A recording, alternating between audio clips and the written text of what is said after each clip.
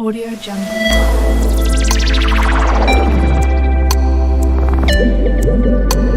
Audio Jungle. बिस्मिल्लाहिर्रहमानिर्रहीम। अस्सलाम वालेकुम my dear students, my viewers. आप लोग खैरियत से होंगे।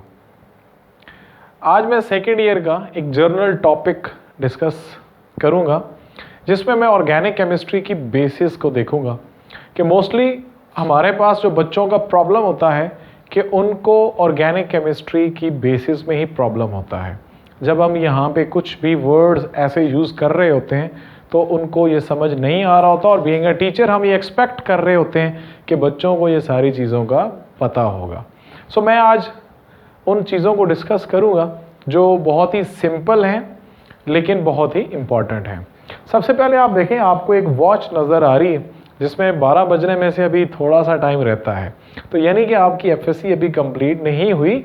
आप फर्स्ट ईयर से सेकेंड ईयर में आ तो चुके हैं लेकिन आपको बहुत ज़्यादा मेहनत करनी पड़ेगी। तो मेरी ये दुआ भी है अल्लाह ताला आपको कामयाब करे हर मैदान में, लेकिन मेहनत करना ज़रूरी होगा।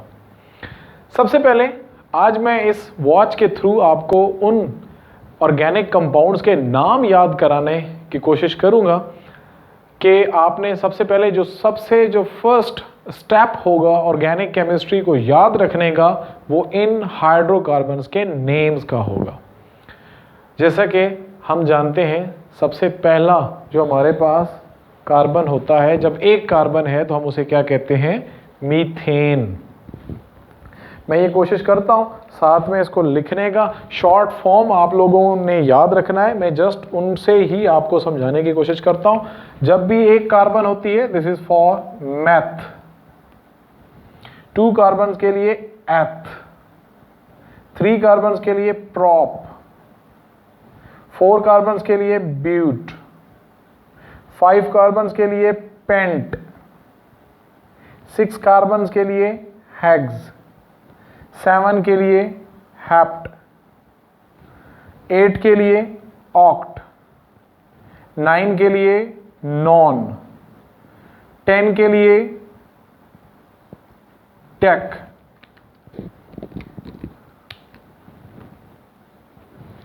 11 के लिए आप लोगों ने याद रखना है अन, उसके बाद आपने डेक से आगे चलना है, तो मैं यहां पे लिख देता हूं अन डेक।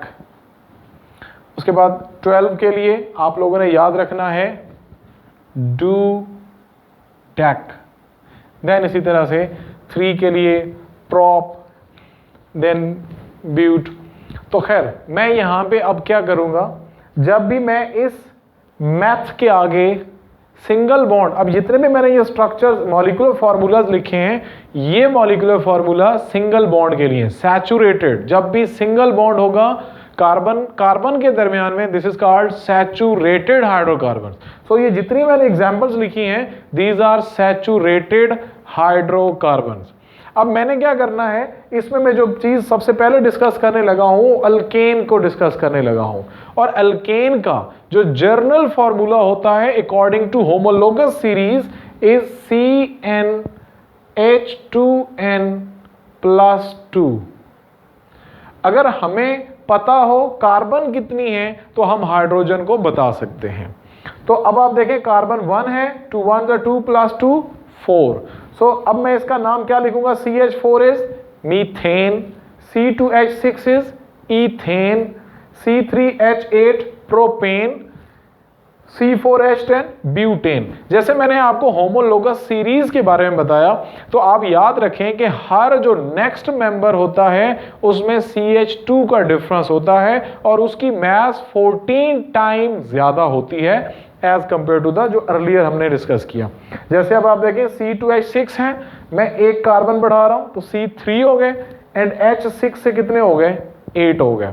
सो CH2 का डिफरेंस। इसी तरह से नेक्स्ट C4 हो गए तो देन H10 हो गए, then butane C4H10, pentane C5H12, 6 hexane H14, 7 heptane 16, 8 C8 octane, then H18 हो जाएगा, C9 होगा तो नॉन एन हाइड्रोजन उसमें 20, decane C10H22, अनडीकेन C11H24, formula same चल रहा है, और डू डीकेन C12H26।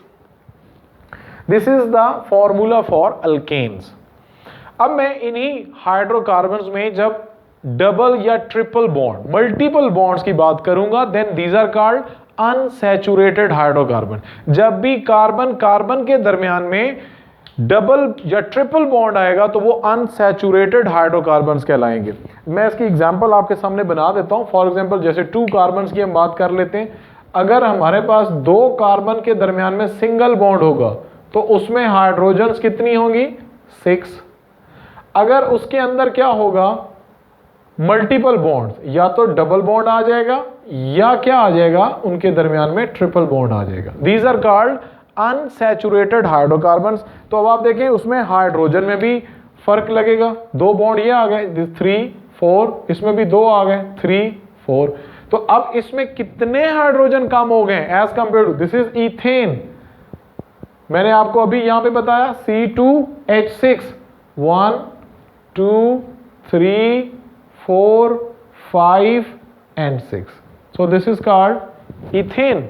अब जब मैंने इसमें मल्टीपल बॉन्ड लगाया, डबल बॉन्ड, तो अब क्या हो गया हमारे पास, इसके अंदर 2 हाइड्रोजन कम हो गए, क्योंकि ये जो उसके दरमियान में एक डबल बॉन्ड बना है, एक पाई बॉन्ड बना है, उसकी वजह से 2 हाइड्रोजन एटम्स कम हो गए। अब ट्रिपल बॉन्ड में चलते हैं। ट्रिपल बॉन्ड में आप लोग देखें तो आपको 3 बॉन्ड नजर आ रहे हैं बिटवीन कार्बन, तो 3 यहां पे हो गए, तो अब एक बॉन्ड और बना सकता है। तो इसके अंदर हमेशा याद रखें मल्टीपल बॉन्ड्स में भी सिग्मा बॉन्ड हमेशा 1 होता है। जो उसके अलावा बॉन्ड होते हैं वो पाई बॉन्ड्स होते हैं। जैसे यहां पे 1 सिग्मा एंड 1 पाई, यहां पे 1 सिग्मा एंड 2 पाई। तो अब इसके अंदर मजीद 2 हाइड्रोजन क्या हो गए, कम हो गए। तो जब हमारे पास अल्कीन्स हैं तो अल्कीन्स में उसका नाम क्या होगा, चूंकि 2 कार्बन की वजह से मैंने यहां पे लिखा एथ, तो दिस इज एथ। नाउ डबल बॉन्ड की वजह से दिस इज कॉल्ड इथीन, और इसमें एथ के एंड में क्या लगाए देंगे, yne. Yne representing triple bond, ene representing double bond, and ane representing single bond. So this is saturated and both of these are unsaturated hydrocarbons. So इनका अब मॉलिक्यूलर फार्मूला या जर्नल फार्मूला क्या बन जाएगा according to for their homologous series. Alkene के लिए क्या बनेगा, CnH2n। इसी एग्जांपल से देख लें, 2 कार्बन हो तो हाइड्रोजन कितने हो गए, 4, सो CnH2n। अल्काइंस के लिए देख लें, CnH2n-2, कि उसके डबल में से भी 2 माइनस कर लेंगे। देखें C2, तो n यहां पे 2 लगाए, 2 2s are 4 - 2, तो 2 हाइड्रोजन हमारे पास आ गए। So these are the methods.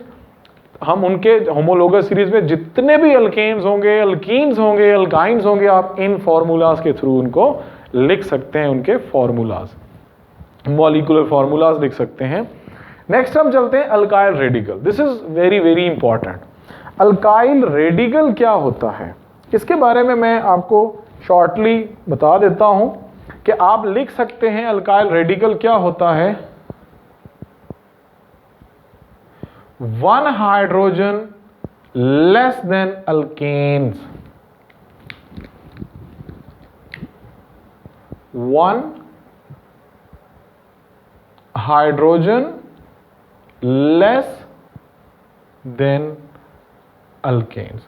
जब हम अल्केन्स में से एक हाइड्रोजन को रिमूव करते हैं तो वो अल्काइल रेडिकल बनता है। फॉर एग्जाम्पल मैं आपको यहां पे एग्जाम्पल दे देता हूं, जैसे कि हम मीथेन जानते हैं, CH4। अगर मैं इसमें से एक हाइड्रोजन को निकाल दूं तो हमारे पास क्या हो जाएगा, सनलाइट या हीट आप दे सकते हैं, एक हाइड्रोजन यहां से निकल जाएगा, तो ये हमारे पास क्या रह जाएगा, CH3। और ये जो हम इंशाल्लाह पढ़ेंगे, दिस इज होमोलिटिक डिसोसिएशन, जिससे फ्री रेडिकल बनते हैं। तो इस वजह से इसका नाम के साथ रेडिकल भी है कि इसमें से एक हाइड्रोजन यहां से निकल जाएगा। अब ये क्या था, मीथेन, और जब एक हाइड्रोजन इससे निकल जाएगा, this is called methyl radical भी कह सकते हैं और मिथाइल भी होता है। नॉर्मली बच्चे यहाँ पे ई लगाते हैं, ई नहीं लगाना, YL से रिप्रेजेंट करना है। सो अल्काइल रेडिकल। इसी तरह अगर मैं सेकंड एग्जांपल आपके सामने कोड करूं इथेन की, उसका फॉर्मूला क्या होता है C2H6। तो हम उसको कैसे लिख सकते हैं मैं भी यूं लिख सकता हूं CH3CH2। अब इस कार्बन से एक हाइड्रोजन रिमूव हो गया, तो ये हमारे पास क्या कहलाएगा, अब इसका पेरेंट नेम क्या था इथेन। अब इथेन में से जब एक हाइड्रोजन निकल जाएगा, दिस इज कॉल्ड इथाइल। अब पॉइंट जो एक्चुअली आप लोगों ने नोट करना है यहाँ पे, जो सीखने की चीज है कि आपको अल्काइल रेडिकल्स इसी तरह मीथेन से मिथाइल, इथेन से इथाइल, प्रोपेन से प्रोपाइल, ब्यूटेन से ब्यूटाइल, देन सो ऑन। तो इसका अब जो जर्नल फॉर्मूला है फॉर देयर होमोलोगस सीरीज वो क्या बनेगा CnH2n+1। अल्केन में देखें 2n+2 था, तो इसमें से एक हाइड्रोजन जब मैंने निकाल दिया तो वो कितना रह गया CnH2n+1।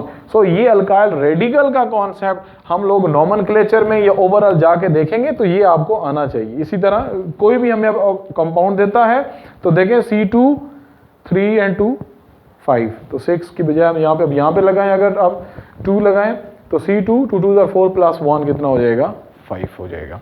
So this is all about alkane, alkyne, alkyne and alkyl radicals.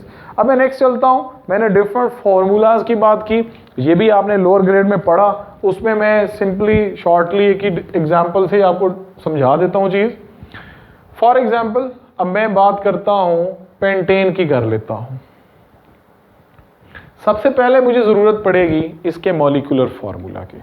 अब मॉलिक्यूलर फार्मूला इसका क्या होगा आप देख लें, पहचान कैसे करनी होती है। इसके एंड में एन है तो इट मीन्स कि this is saturated single bonded, तो इसका फॉर्मूला क्या बनेगा 5 पेंट के लिए और एन सिंगल बॉन्ड, तो लगाएं यहाँ पे C5 5 2 10 + 2 12। तो देखें C5H12 is the formula of molecular formula of pentane C5H12। Second अब हम इसमें देख लेते हैं, हमें क्या और पता होना चाहिए स्ट्रक्चरल फार्मूला। अब इसके अंदर आप स्केलेटन बनाते हैं। स्केलेटन मीन आपने कार्बन के बिटवीन जितने भी बॉन्ड्स होते हैं या जितने हाइड्रोजन के साथ बॉन्ड होते हैं वो सारे आपने ड्रॉ करने होते हैं। सबसे पहले आप क्या करें 5 कार्बन लेंगे 1 2 3 4 एंड 5। अब हर कार्बन के क्या करें 4 बॉन्ड कंप्लीट करें। तो इसके टर्मिनल के ऊपर आप देख लें हमारे पास कितनी हाइड्रोजन्स होंगी कार्बन के ऊपर। दिस इज फर्स्ट कार्बन जो टर्मिनल है, 3 हाइड्रोजन्स हैं। इस टर्मिनल के ऊपर भी देखें कितनी है 3। सो CH3 को हम मिथाइल कहते हैं। और जो सेंटर में हमारे पास अब हैं कार्बन जितनी भी, उनको हम देखते हैं उनके साथ कितनी कितनी हाइड्रोजन्स हैं 2 हाइड्रोजन्स।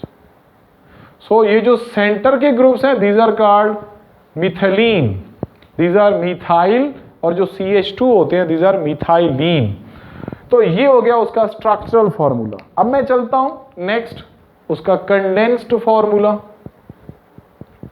अब कंडेंस्ड फार्मूले में बच्चों आप लोगों ने क्या याद रखना है कि यहां पे हमने उसी चीज को कार्बन के बॉन्ड्स को शो करना है लेकिन हाइड्रोजन के बॉन्ड्स को शो नहीं करना। तो क्या बन जाएगा फर्स्ट कार्बन के साथ कितने हाइड्रोजन हैं 3, देन ये कार्बन बॉन्ड, देन हमारे पास क्या है CH2, देन क्या है CH2, देन क्या है CH2 और फाइनली CH3। हम अब इसको देख लेते हैं इलेक्ट्रॉनिक स्ट्रक्चर जिसे कहते हैं, या डॉट एंड क्रॉस स्ट्रक्चर। इसमें आपने क्या देखना होता है कि हर जो कार्बन है वो अपने 4 इलेक्ट्रॉन रखता है 1 2 3 4। सेकेंड कार्बन की अगर मैं बात करूं तो उसके भी कितने हैं 1 2 3 4। देन नेक्स्ट कार्बन की बात करूं 1 2 3 4, देन नेक्स्ट 1 2 3 4 1 2 3 4। अब इसमें आप क्या कर सकते हैं, मैंने चूंकि डिफरेंट कलर्स यूज किए हैं तो इनको इलेक्ट्रॉनिक स्ट्रक्चर भी कहते हैं, डॉट एंड क्रॉस स्ट्रक्चर भी कह सकते हैं। आप यहाँ पे ब्लैक वालों को बेशक क्रॉस से शो कर दें, तो एक डॉट एंड एक क्रॉस, तो जहाँ पे अब डॉट होगा वहाँ पे क्रॉस लगा के हाइड्रोजन, तो ये सेम वही स्ट्रक्चर आपके सामने आ जाएगा। This is basically called electronic structure. तो ये चीज़ें आप लोगों ने ऑलरेडी पढ़ रखी हैं। मैं कोशिश कर रहा हूँ कि आप लोगों के साथ वो सारी चीज़ें दोबारा डिस्कस कर दी जाएँ, ताकि आपके लिए आगे जब भी हम ऐसी कोई बात करें तो आपको परेशानी ना हो। मिथाइल क्या है, स्ट्रक्चर फार्मूला क्या है। फिर यहाँ पे एक थोड़ी सी एडवांसमेंट है कि अब आपने, चूंकि थोड़ा सा आप लोग सेकेंड ईयर में आ चुके हैं, तो यहाँ पे हम अरेंजमेंट ऑफ द एटम्स को यूं भी देखेंगे। फॉर एग्जांपल मैं लाइन स्ट्रक्चर से इसको रिप्रेजेंट कर देता हूँ। लाइन स्ट्रक्चर मीन आपने क्या करना है, फॉर एग्जांपल इसी पेंटेन का स्ट्रक्चर मैं बनाता हूँ। This is pentane. Each corner is representing carbon. 1 corner, 2 corner, 3, 4, 5। अगर आपके सामने कुछ ऐसा लिखा पड़ा है तो ये भी किसका स्ट्रक्चर है, पेंटेन का ही स्ट्रक्चर है।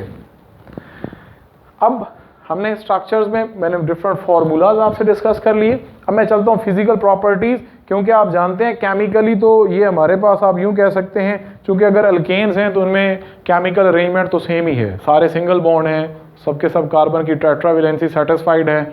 फिजिकल प्रॉपर्टीज में उसमें क्या होती हैं, वो वेरिएशंस आ सकती हैं। सबसे पहले आप नॉर्मली सुनेंगे इसके अंदर वोलेटाइल नेचर। अब देखिए वोलेटाइल क्या होता है, देन मैं सॉलिबिलिटी देखता हूं, देन फोर्सेस ऑफ अट्रैक्शन। मैं वोलेटाइल को फोर्सेस ऑफ अट्रैक्शन से ही डिस्कस कर देता हूं, सॉलिबिलिटी को भी फोर्सेस ऑफ अट्रैक्शन से ही, क्योंकि फोर्सेस ऑफ अट्रैक्शन जो होती हैं ये इंटरमॉलिक्यूलर फोर्सेस होती हैं बिटवीन द मॉलिक्यूल्स। एक इंट्रा मॉलिक्यूलर होती हैं जो विद इन द मॉलिक्यूल, जो आपने फर्स्ट ईयर में पढ़ी हैं। सो इंटरमॉलिक्यूलर फोर्सेस में यहां पे कौन सी फोर्सेस हैं, तो ये चीज आप अपने माइंड में रखें कि जैसे आप जानते हैं कि कार्बन, जो हाइड्रोकार्बन हैं, these are non polar compounds, और नॉन पोलर जो कंपाउंड्स होते हैं उनके अंदर टेम्परेरी डाइपोल्स बनते हैं, और उन टेम्परेरी डाइपोल्स की वजह से जो फोर्सेस ऑफ अट्रैक्शन होती हैं उसका एक्चुअल नेम आप लोगों ने पढ़ा था इंस्टेंटेनियस डाइपोल, जो कि एक टेम्परेरी डाइपोल था, एंड इंड्यूस्ड डाइपोल, जो कि दूसरा भी टेम्परेरी डाइपोल था। तो शॉर्टली हम लोगों ने इसको क्या पढ़ा था, लंदन डिस्पर्शन फोर्सेस। अब लंदन डिस्पर्शन फोर्सेस किन चीजों पे डिपेंड करती थी, ये भी आप लोगों को अच्छे तरीके से याद होगा कि वो किस पे डिपेंड करती थी, साइज के ऊपर।